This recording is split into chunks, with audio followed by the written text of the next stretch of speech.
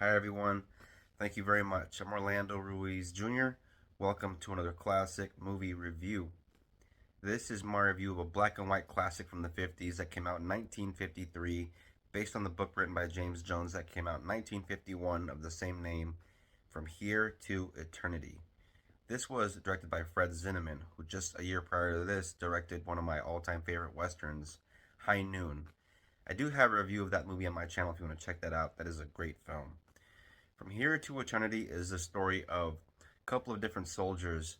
One who we meet at the beginning of the film when he arrives in Oahu and is stationed at the Schofield Barracks at Pearl Harbor, played by Montgomery Clift. Montgomery Clift is in the role of Private Robert E. Lee Pruitt, and he's joined by fellow Golden Age actor Burt Lancaster, who is very famous for being in the classic film Birdman of Alcatraz, which is a movie eventually I want to get to on this channel as well. These two very fine lead actors are joined by a very strong supporting cast. We also have Frank Sinatra in the role of Maggio, who plays a soldier that's also stationed at Pearl Harbor, who is kind of a friend to the Private Pruitt character, played by Montgomery Clift. We also have Donna Reed, who works at this social club, which is more of a brothel, really. I think that's what social club is kind of code for throughout the movie. You also have Deborah Kerr, and both Donna Reed and Deborah Kerr play very much against type. Deborah Kerr can be seen in the classic film An Affair to Remember, which was kind of the inspiration for Sleepless in Seattle. And Deborah Kerr is really good in this film in the role of Karen Holmes, who is the wife to Captain Dana Holmes, played by Philip Ober. We also have Ernest Borgnine, who is also in many classic movies. He was in 1955's Marty. He's also in the disaster film from 1972, The Poseidon Adventure, very fun movie. We also have Jack Warden, who was in movies like 12 Angry Men, and people that know him from the movie Problem Child will recognize him from that movie. And you also have George Reeves, who was known as the 1950s television Superman at the time of this movie's release. At the very beginning of the film, we meet Private Pruitt's character for the first time. As already mentioned, he's played by Montgomery Clift, as he arrives in Oahu at the Schofield Barracks after just being transferred, and he's greeted by Burt Lancaster's character, First Sergeant Milton Warden. Both two very tough characters, and they both seem to have an understanding about one another's role in the Army. And they both have a lot of respect for each other. And Private Pruitt's character is known as somebody who boxes. For his own private reasons, Private Pruitt does not want to box anymore, and because he refuses to get back in the boxing ring, he is subject to a lot of abuse in the Army at the orders of the captain, Captain Holmes. And Captain Holmes is having kind of a rough patch in terms of his marriage with his wife Karen. And Burt Lancaster's character, the first sergeant, has an eye for Karen, and the two of them spark up a bit of a relationship. Every now and then, the men are able to get away from the base, and they end up at the same social club for a little R&R, and that's where Pruitt's character meets the Donna Reed character. And even though she's a professional that works there, he ends up sparking a romance with her, and she does fall for him as he falls for her.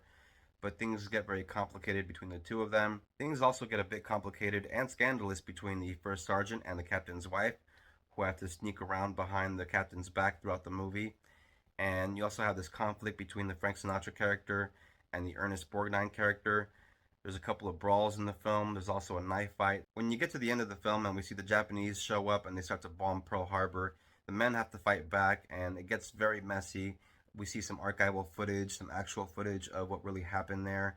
Even without the end events of the film that caps off the movie, everything that happens in the middle and the beginning of the film is all very strong and very engaging. So by the time we get to the end of the film where we see the Japanese show up, you almost kind of forget what was going to happen because you're very much kind of involved in the story and the characters' lives, which is entertaining in and of itself without the bombing raid on Pearl Harbor. Because we get to know these characters throughout the movie, the end of the film feels very tragic, not just because the characters are somebody that we spent time with, but because it is something that actually happened in real life in this country. It is a part of American history. And so even though we follow along with these people's lives, of course everything feels very much disrupted as it would be in real life. And this is something that really took a toll, I think, on our nation, and to this day, it's felt on every anniversary. This is a movie that I highly recommend for everybody to check out if you enjoy a war movie or a good romance movie, or just a good black and white drama, this is a great classic film. This is one of the greatest films of the 1950s, and in my opinion, this is one of the greatest films of all time. This is one of my personal favorite films, and I highly recommend it to everybody that enjoys a great watch. It's a very entertaining movie, a very moving movie. From Here to Eternity is definitely a four-star classic, and this is a movie you can't find on streaming. But as I'm always saying, hard copies are out there. This is my copy of the DVD, and this is a very iconic classic scene, as you can see there on the cover. It's probably been spoofed in many movies and TV shows that you're probably familiar with. I know that The Nutty Professor did a little spoof on that, and you can see the planes there in the background, though it doesn't happen right at that moment. It's just, a little bit of foreshadowing for the cover. But yeah, From Here to Eternity, 1953, one of the great classic black and white films of the 1950s. Thank you very much for watching this classic movie review. Those of you that are new to the channel, please hit that bell and subscribe. If you're a supporting viewer, thank you very much. I appreciate you. Don't forget to comment, share, like, and look out for the next classic movie review. Everybody take care. Till next time, peace out.